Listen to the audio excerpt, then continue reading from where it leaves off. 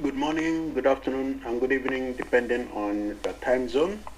I wish to use this opportunity to thank you all, our viewers.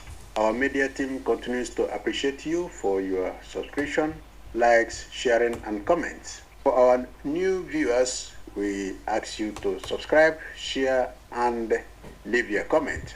In our last video, we talked about history repeating itself and quotes of some eminent leaders like Sir Winston Churchill, who once said that the purpose of learning history is to prevent making the same mistakes our ancestors did, to prevent history from repeating itself. Don't forget to subscribe, share, and hit the notification bell icon. Politics is a free world, and its practices should be free and fair. For those who studied political science and law, there is no part of the syllabi that states politicians or players must rig elections, stuff ballot boxes, politicians must hire thugs to kill opponents, military or security agents should help one party or the other, and finally, that the electoral empire should be partial and political. If all these are not part of the syllabi and not written in the constitution of any country, why then should politicians invest interest in truncating the system? Well, the desire to be in government by all cost, using war and divisions, are brought about into political arena of leadership, of governance, by those who do not have confidence in electoral system. That is why the first Nigerian Republic ceremonial president, Dr. Nnamdi Azikiwe, once said, in Nigeria and indeed Africa, there are two political parties, civilian and the military parties. When you look at these two parties, the civilian and the military, both have different roles to play. Both are in symbiotic union, but can be cancerous when abnormalities occur, especially on event of accumulations of mutations in various genes that control the cell proliferations. This is replicated in political lives of leaders worldwide, be it democratic, feudalism, emirate system, or monarchy system of government. Events in various leadership and in different countries show that some political leaders are autocratic, democratic, transformational, and dictators. 5 major virtues of leadership include discipline, trustworthiness, courage, humanness, and intelligence. But it's unfortunate some of the political leaders do not possess these qualities. When these ingredients are lacking or exhausted, the leadership style tends to be undemocratic. Some begin to serve interests of others as to be in power. Witch hunting and the destruction of opponents begins. Abuse of human rights creeps into the system. This time, they are gradually inviting the military, the opponents. Like the coups across French-speaking West African countries today, the French military of the late 18th century could not bear the political exuberances and the corruption amongst their political leaders of their time. Example of this is Napoleon Bonaparte, 1769 to 1821, also known as Napoleon I, was a French military leader born in island of Corsica. He studied at French Military Academy at Braine-le-Château in Paris. He was commissioned a second lieutenant in Le Ferret Artillery Regiment, promoted to captain in the regular army in 1793. Napoleon Bonaparte rapidly rose through the ranks of the military during the French Revolution of 1789 to 1799. He supported French Revolution in 1789 while serving in the army.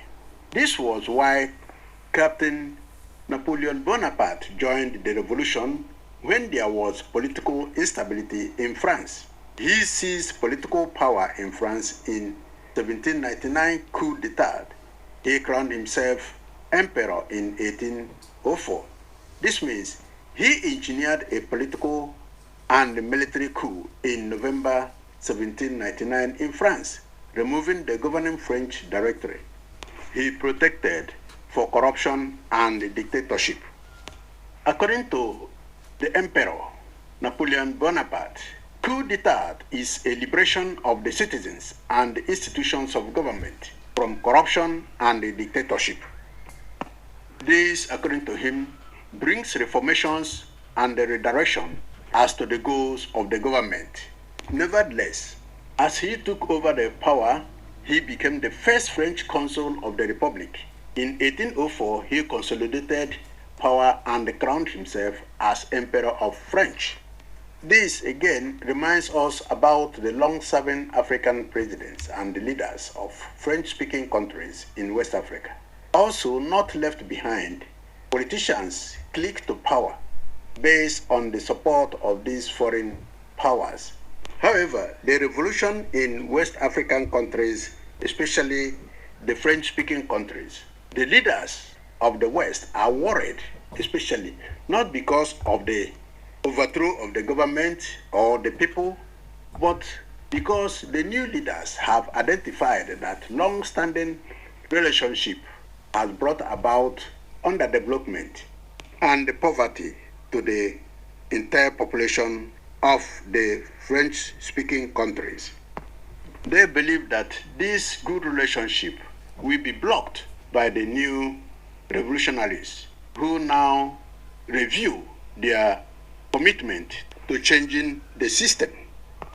However, the consequences of the wave of military coups in French-speaking West African countries is that political leaders of Africa, whether elected or those who bribed their way into leadership or dictators, is beginning to realize that their opponents are the standing by military guards, while the Electoral Commission becomes the citizens who either cheers up with the military or fight the military back. But till now, none of the citizens, that is the new Electoral Board commissions, have fought the military against the coups or removal of their elected presidents. Before we go, in the present dispensation of coups taking place in West African countries are lessons meant for the French citizens also and the African leaders to realize that Napoleon, the Emperor Napoleon Bonaparte, did so and has it as a lesson to others, especially for those leaders who do not want to abdicate, who do not want to relinquish power when it is necessary, those who are dictators who want to click to power, use other people, use other powers to steadfast their stay in office while humiliating and abusing their own citizens. Today, you have seen a new life, a new wave, a new time of coups that is running across West African countries. They are all lessons they learned from Emperor Napoleon Bonaparte, who did so in the late 18th century to savage French and make French popular amongst others. That is what is happening. French citizens have complained, European Union have complained, the world has complained, but none of them complained when these leaders were not liberal to their own citizens. The development was only for those who protect them. They have minerals, but there is no evidence that such minerals exist, and the utility is not obtainable in the country where they come from. Protection of democracy and also monitoring of the leadership and the development and the benefit of democracy should be from the beginning to be monitored by ECOWAS, by the EU, by the OAU, by the European Union, by United Nations. Not when the leaders, the political leaders, refuse to do what they needed to do filled with corruption, killings, and also abandonment of the citizens. Then when they are removed, these powers come out to ask those who remove them to relinquish without helping those people to find new solutions, find new ways, new political ways to ensure that the citizens benefit from democracy. Democracy is not for the leaders and politicians, but the leadership is for the people being governed. Again, the question is, should the leaders or the coup leaders hand over power to those they removed?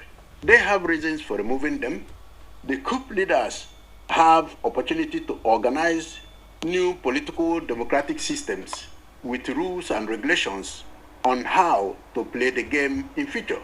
Examples are former Nigerian President General Obasanjo. He organized new political dispensation, which Nigeria uses today, the presidential system, between 1978 to 1979 when he handed over.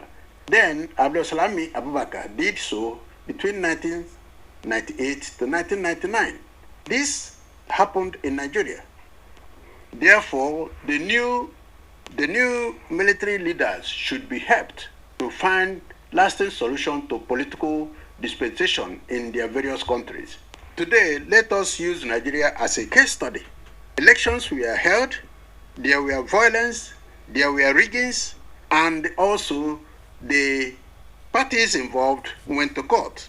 Although they are waiting for the judgment of the case, yet the political party in power that emerged through the INEC process have been doing everything possible to ensure that it will not leave the power.